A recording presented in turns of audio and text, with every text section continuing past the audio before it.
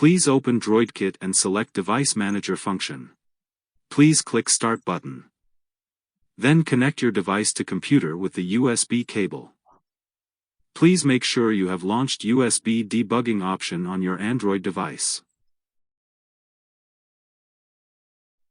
Please click the calendar option.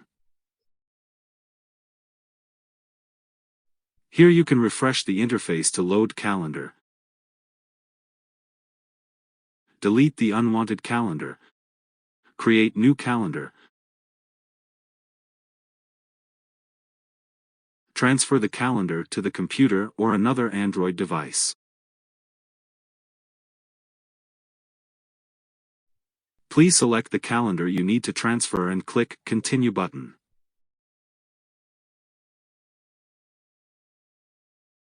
The data has been transferred successfully now.